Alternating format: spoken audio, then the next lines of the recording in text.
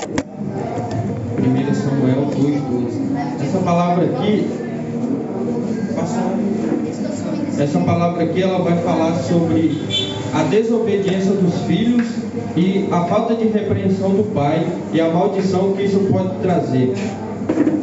1 Samuel 2:12.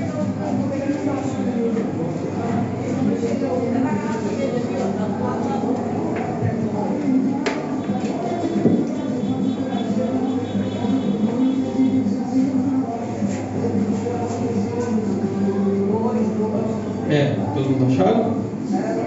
Os crimes dos filhos de Eli? Vai dizer assim: os crimes dos filhos de Eli.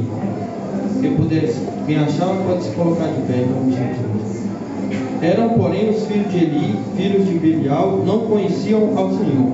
Porquanto o costume daquele sacerdote com o povo era que, oferecendo a alguém algum sacrifício, vinha o moço do sacerdote, estando se cozendo a carne, um garfo de 3 dentes em sua mão, e dava com ele na panela, ou na caldeira, ou na panela, ou no caldeirão, ou na marmita, e tudo quando o garfo tirava, o sacerdote tomava para si. Assim faziam a todo Israel que ia ali a Siló. Podemos assentar. Também antes que queimarem a gordura, viu o moço do sacerdote e dizia ao homem que sacrificava: dá essa carne para assar ao sacerdote, porque não tomarei de ti carne cozida, senão crua. E dizia-lhe o homem: queime primeiro a gordura de hoje, e depois toma para ti enquanto desejar a tua alma. Então ele lhe dizia: não, agora has de dar, se não for por força, a tomarei. Era, pois, muito grande o pecado desses mancebos perante o Senhor, porquanto os homens desprezavam a oferta do Senhor. Aqui, os 2 filhos de Eli, eles estavam roubando a Deus. Quando tinha uma pessoa oferecendo um sacrifício, quando um homem estava oferecendo sacrifício a Deus, ele vinha com o garfo e ele roubava a oferta do Senhor. A melhor parte que era para Deus, ele pegava. Ele pegava um garfo de 3 dentes, se tivesse cozido a carne no caldeirão, ele pegava a carne. Aí, outra certa vez, estava oferecendo a carne, né? Aí ele pede a carne crua, porque ele queria assar a carne para ele. A carne era o sacrifício para Deus. E o sacerdote ali, que estava oferecendo o sacrifício, ele falou: não, deixa primeiro queimar a gordura de hoje, depois toma para ti quanto desejar a tua mão. Mas mesmo assim ele não satisfez. Se o rapaz que estava sacrificando não desse, ele ia tomar força, os filhos de Eli, que era o filho do sacerdote. Aí vai continuar. Quer dizer, estava roubando aquilo que era de Deus, a oferta de Deus, estavam roubando, né? Aí trazendo essa palavra no dia de hoje. Será se nós não estamos roubando a Deus, mesmo que não seja na oferta ou no dízimo, será se nós estamos roubando a Deus um tempo que era para Deus, um tempo que era para dedicar a Deus, a gente não está usando para outras coisas? Uma rede social, um joguinho, ou não dando prioridade para as coisas de Deus.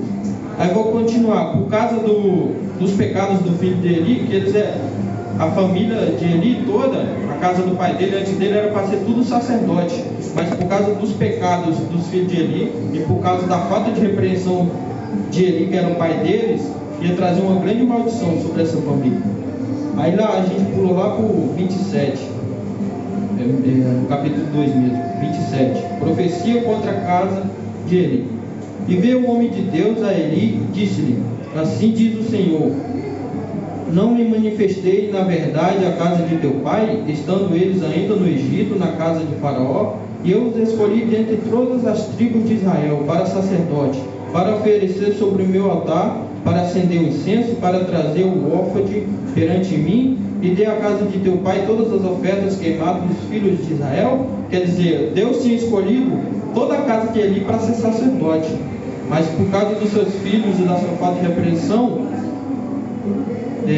ia acontecer uma grande tragédia, porque dais coisas contra o sacrifício e contra mim, oferta de manjares que ordenei à minha morada, e honras aos teus filhos mais do que a mim, para vos engordardes do principal de todas as ofertas de meu povo Israel. Portanto, diz o Senhor Deus de Israel: na verdade tinha dito que a tua casa e a casa de teu pai andaria diante de mim perpetuamente. Porém agora, diz o Senhor, longe de mim tal coisa, porque os que me honrarei, porém os que me desprezam serão envilecidos, ou serão desprezados. Eis que vem dizem que cortarei o teu braço e o braço da casa de teu pai, para que não haja mais velho algum em tua casa, e verás o aperto da morada de Deus em lugar de todo bem que houver a te fazer. A Israel nem haverá por todos os dias velho algum em tua casa. O homem, porém, que eu te não desarraigar do meu altar, será para vos consumir os olhos e para te entristecer a alma. E toda a multidão da tua casa morrerá quando chegar a idade de varonil. Por causa do pecado aqui, os filhos de Eli não iam chegar à maturidade, ficar adultos, né? Quando tivesse jovem, eles iam morrer, por causa do pecado e da desobediência. Isto te será por sinal, e saber o que sobrevirá aos teus dois filhos, a Ofni e a Finéias, que ambos morrerão no mesmo dia. Eu suscitarei para mim um sacerdote fiel, que obrará segundo o meu coração e a minha alma. Ele edificarei uma casa firme e andará sempre diante do meu ungido. E será que todo aquele que ficar de resto da tua casa virá inclinar-se diante dele por uma moeda de prata e por um bocado de pão, e dirá: rogo-te que admitas algum ministério sacerdotal para que possa comer um pedaço de pão. Os filhos de Eli, eles além de roubar a Deus nas ofertas ali que estavam sendo sacrificadas, eles ainda não conheciam a Deus. Mesmo sendo filhos de profeta, de sacerdote, eles não conheciam a Deus. Eles iam para as festas, ficavam com as mulheres, era todo o contrário. Era filho de sacerdote, era para ser sacerdote, era para ser um servo de Deus. Só que além de roubar a Deus, ele ainda cometia outros pecados, e a má fama deles subiu diante de Deus, e ficou conhecido pelo pai dele, mas só que o pai dele não o repreendeu. Todavia, ele dava prioridade para os filhos e estava deixando Deus de lado. Aleluia, glória a Deus. E isso, como os filhos do sacerdote estavam fazendo todas essas coisas erradas, se a gente continuar lendo a história no capítulo, o próprio Israel começou a se desviar por causa dos filhos de Eli. Por causa que, como eles roubavam a oferta, o povo não queria mais trazer a oferta perante os sacerdotes, porque estava sendo roubada a oferta. Então os filhos de Eli fizeram todo o povo de Israel pecar. Aí lá na frente, no capítulo 4, vai se levantar os filisteus contra Israel. Vai dizer assim, que é o 4, 1 Samuel 4: os filisteus vencem os israelitas. E veio a palavra de Samuel a todo Israel. Israel saiu ao contra a peleja aos filisteus e se acamparam junto a Ebenezer. E os filisteus se acamparam junto a Éfeca. E os filisteus se dispuseram em ordem de batalha para sair ao encontro a Israel. Estendendo-se a peleja, Israel foi ferido diante dos filisteus, porque feriram na batalha no campo uns 4.000 homens. E tomando o povo ao arraial, disseram aos anciãos de Israel: só um minutinho, aqui já está adiantado.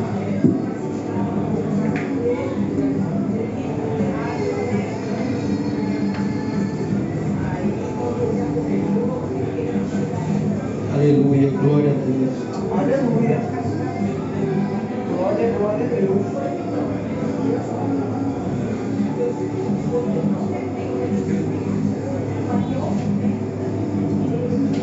Glória a Deus. Glória a Deus. Aleluia. É aqui mesmo, está certo. Porque feriram na batalha no campo os 4.000 homens, e tornando o povo ao arraial, disseram aos anciãos de Israel: porque nos feriu o Senhor hoje diante dos filisteus? Tragamos de Siló a arca do concerto do Senhor, e venha no meio de nós, para que nos livre da mão de nossos inimigos. Quando Israel foi contra os filisteus, no capítulo 4, foi contra os filisteus, eles tiveram uma derrota, né? Foram feridos 4.000 homens de Israel. Aí eles decidiram levar a arca da aliança para a batalha, né? Porque quando eles levavam a arca da aliança à frente do povo, era o próprio Deus indo na frente da batalha, e Deus dava a vitória. Só que nesse caso, quem ia levar a arca eram os dois filhos de Eli, que estavam em pecado, né? Enviou, pois, o povo a Siló, e trouxeram de lá a arca do concerto do Senhor dos Exércitos, que habita entre os querubins, os dois filhos de Eli, Ofni e Finéias estavam ali com a arca do concerto de Deus. E sucedeu que, vindo a arca do concerto do Senhor ao arraial, todo Israel jubilou com grande júbilo, até que a terra estremeceu. E os filisteus, ouvindo a voz de júbilo, disseram: que voz de tão grande júbilo é esta no arraial dos hebreus? Então souberam que a arca do Senhor vinda ao arraial. Pelo que os filisteus se atemorizaram, porque diziam: Deus veio ao arraial, e diziam mais: ai de nós, que tal nunca jamais sucedeu antes. Ai de nós, que nos livre da mão desse grandioso, que nos livrará da mão desse grandioso Deus. Estes são os deuses que feriram aos egípcios com todas as pragas junto ao deserto. Os filisteus, aqui nessa passagem, eles estavam com mais temor e tremor ao Deus de Israel que o próprio povo de Israel.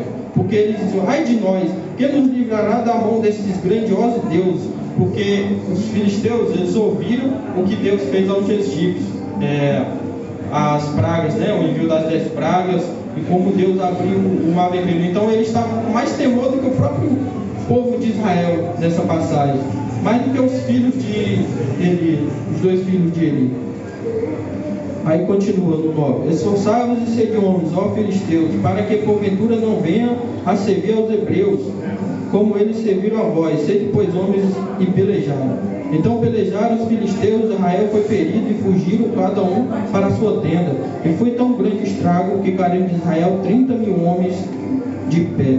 Israel foi derrotado perante os inimigos, e a arca levada. Aí continua: a arca é tomada, Ofni e Finéias são mortos.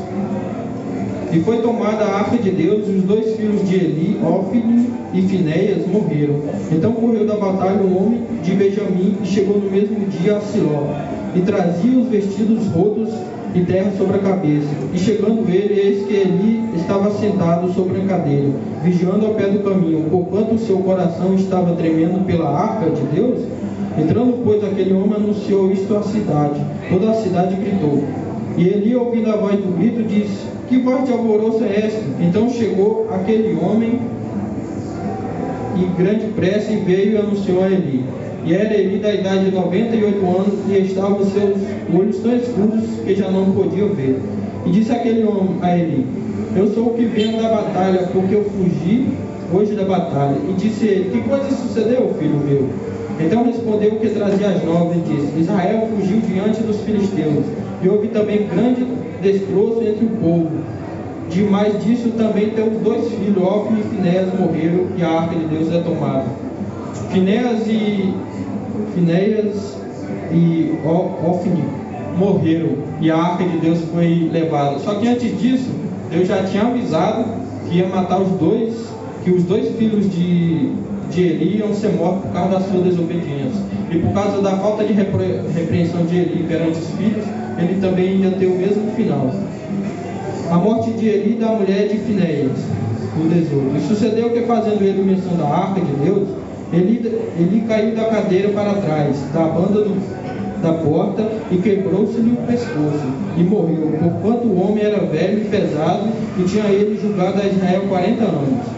E estando a sua nora, a mulher de Finéias, grávida, e próximo ao parto, e ouvindo elas novas que a arca de Deus era tomada, e de que seu sogro e seu marido morreram, encurvou-se e deu à luz, porquanto as dores lhe sobrevinham.